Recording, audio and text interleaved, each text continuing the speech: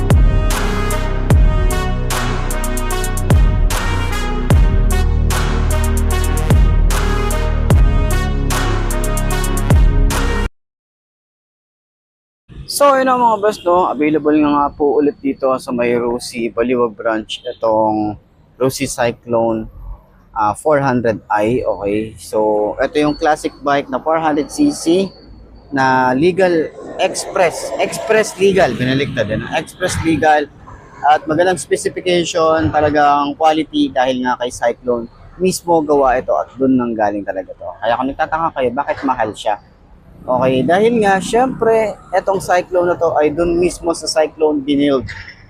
Okay, so yun. Kaya medyo talagang si Rusi, medyo ano sila rito pagdating sa motorcycle na to dahil nga binild pa to doon mismo sa Cyclone. At in-import dito. So try natin sakyan. Ayan, sakyan. Okay. So kaya ba natin tong patayuin? Kaya ko ba patayuin to? Kaya naman siyang patayuin. Ayan, yung shock niya. Wala talaga yung shock. Wala, hindi siya nagbabounce. Pero naka-inverted forks din tayo rito. Tapos, kagandahan, parang kaya ko naman din siyang i-drive. Hindi ko lang din sure. Medyo mabigat yung motor eh. Turning radius niya, ayan o.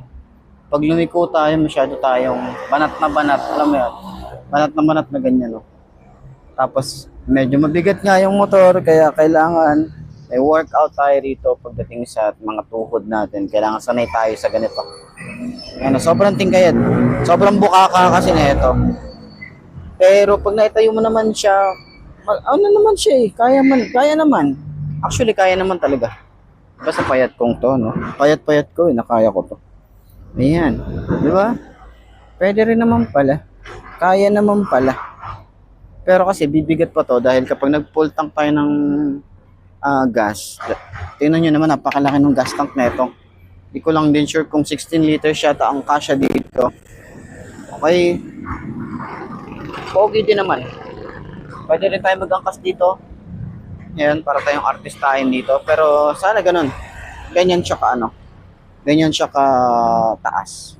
Medyo sub-sub pa ako dito eh. Wow, tangkad yarn. Tangkad yarn, diba?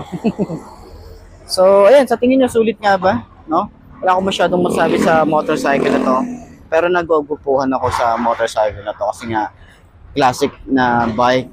Medyo, ano din tayo sa classic, medyo bias tayo pagdating sa classic. Pag build talaga ng classic talaga, sobrang nagagandahan ako sa mga classic bike. So, yun, sa mga sports bike kasi, okay naman, maganda naman din talaga sila, maangas sila. Gusto ko rin sakyan yun. Pero, mas ano ko eh, mas naano ko dito sa classic, okay, compare sa mga sports bike kasi minsan hindi ko abot talaga yung sports bike eh.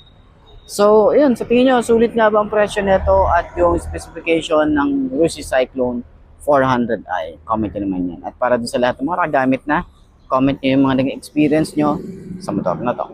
Ayos yan. Okay, baka may mag-comment na naman, mali yung pag-aking pagsakay. Okay, depende yon dahil nga last time, may harang kasi, tsaka medyo sports bike yun, kaya pag ganyan ako, pag ganyan. Okay? Ito naman kasi, kaya naman natin mangkas ng ganyan. Ay, so gets nyo na yun siguro, no? Sana nanonood ka. Kaya ganun yung paano natin. Medyo pataas kasi yung upuan nun. Kaya hindi ako pwedeng gumanon. Baka mas delikado siya. Nangyari na kasi sa akin. Okay, so yun lang. Explanation lang.